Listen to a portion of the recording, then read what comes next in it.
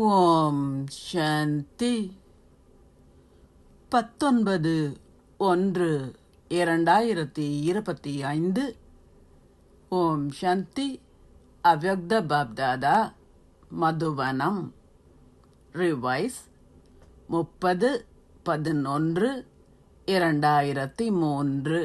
4 பாடங்களிலும் அனுபவத்தின் அதிகாரியாகி பிரச்சனைகளை தீர்வுகளாக மாற்றுங்கள் என்று பிராமண உலகை படைத்தவர் எங்கும் உள்ள தனது பிராமண குழந்தைகள் எல்லோரையும் பார்க்கின்றார். இந்த பிராமண உலகம் சிறியதோர் உலகம், ஆனால் இது அதிகபட்சம் மேன்மையானது, அத்துடன் அழகானதோர் உலகம்.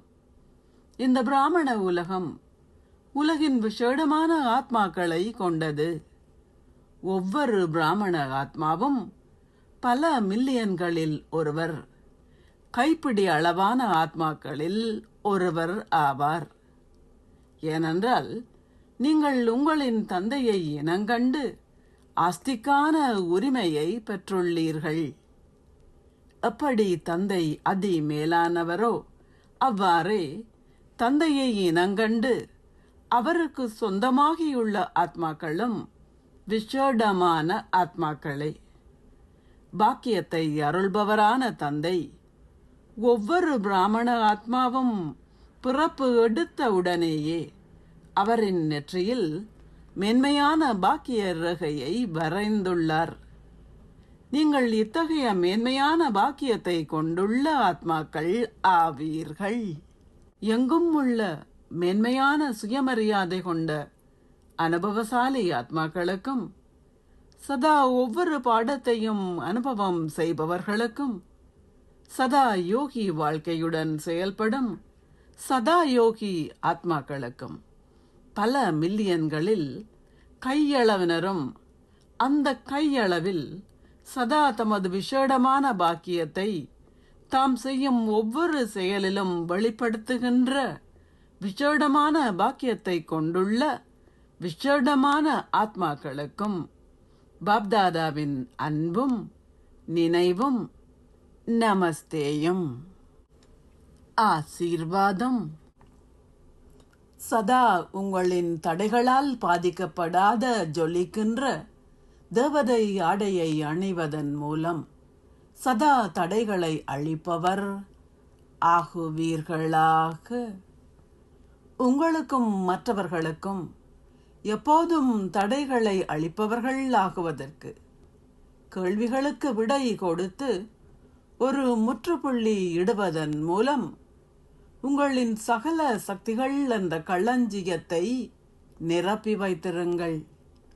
சதா உங்களின் தடைகளால் பாதிக்கப்படாத ஜொலிக்கும் தேவதை ஆடையை அணிந்து கொள்ளுங்கள்.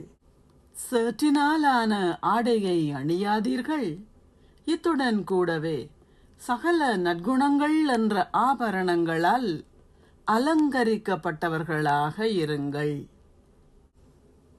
எப்போதும் 8 ஆயுதங்களுடன் கூடிய சக்தியாக சம்பூர்ணமான விக்கிரகமாக இருந்து மேன்மையான வாழ்க்கை என்ற உங்களின் பாதங்களை தாமரை மலரின் மீது வைத்திருங்கள். இந்த கல்வியில் முழு கவனம் செலுத்துங்கள். நீங்கள் முதல் பிரிவில் ஓர் இலக்கத்தை பெறுவீர்கள். வார்த்தைகளால் சேவை செய்வது இயல்பானது ஆகியிருப்பதைப் போல் எண்ணங்களால் செய்யப்படும் சேவையும் ஒரே வேளையில் இடம்பெற வேண்டும். அது இயல்பானதாகவும் இருக்க வேண்டும். வார்த்தைகளால் சேவை செய்வதுடன் கூடவே தொடர்ந்து உங்களின் மனதால் சேவை செய்யுங்கள். நீங்கள் குறைந்த அளவே பேச வேண்டி இருக்கும். அவ்யக்த சமிக்ஞை. உங்களின் சக்தி வாய்ந்த மனதால் ஷகாஷ் வழங்கும் சேவையை செய்யுங்கள். உங்களின் மனதால் சேவை செய்வதன் உதவியுடன் பேசுவதற்கு நீங்கள் பயன்படுத்தும் சக்தியும் சேகரிக்கப்படும். மனதால் செய்யப்படும் சக்தி வாய்ந்த சேவை உங்களுக்கு மகத்தான வெற்றியின் அனுபவத்தை கொடுக்கும். ஓம் சாந்தி. நன்றிகள் பாபா.